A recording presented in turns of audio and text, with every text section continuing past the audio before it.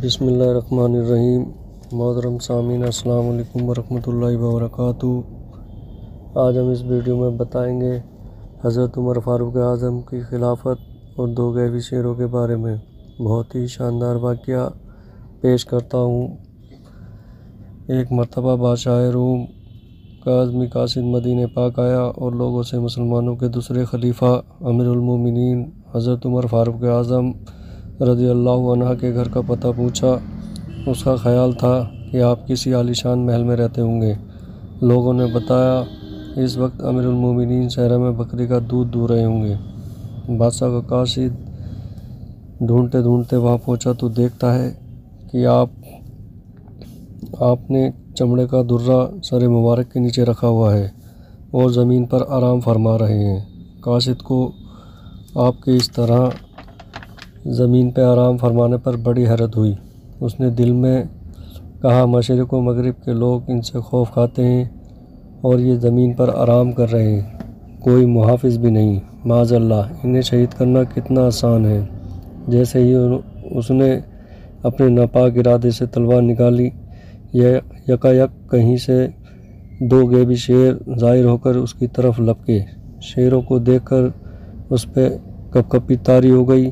خوف کے مارے اس کے ہاتھ سے تلوار گر گئی۔ حضرت عمر فاروق اعظم رضی اللہ عنہ اٹھ گئے اور اس سے ڈرنے کا سبب پوچھا تو اس نے ساری بات بتا دی۔ آپ رضی اللہ عنہ اس سے بہت ہی نرمی سے پیش آئے اور اسے معاف فرما دیا۔ عظمی قاصد اس محبت سے بھرے سلوک سے بہت متاثر ہوا اور کلمہ پڑھ کر مسلمان ہو گیا۔ شیر کو دیگر جانوروں میں خاص اہمیت حاصل ہے، کیونکہ جنگلی جانوروں میں شیر کی مثال اس کی بہادری، بے رحمی اور سنگدلی وغیرہ کی وجہ سے رعب دبدبے والے بادشاہ کی جیسی ہے۔ اسی وجہ سے دلیری، بہادری اور جرأت مندی میں شیر کی مثال دی جاتی ہے۔ شیر کی کئی قسمیں دیکھی گئی ہیں۔ حیات الحیوان میں ہے کہ شیر کی ایک انوکھی قسم دیکھی گئی ہے جس کا رنگ سرخ تھا۔ اس کا چہرہ انسانی چہرے کی طرح اور اس کی دم بچھو کی دم جیسی تھی۔ شیر کی اس قسم کو عربی زبان میں الورد یعنی گلاب کہا گیا ہے۔ شیر کی صفات میں سے یہ بھی ہے کہ شیر بھوک کی حالت میں صبر و برداشت سے کام لیتا ہے۔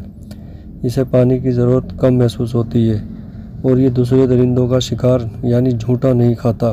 اگر شکار کھاتے ہوئے اس کا پیٹ بھر جائے تو باقی وہیں چھوڑ دیتا ہے اور پھر دوبارہ اس میں سے نہیں کھاتا۔ بھوک کی حالت میں شیر چڑچڑا ہو جاتا ہے، مگر جب شیر کا پیٹ بھرا ہو تو سست ہو جاتا ہے۔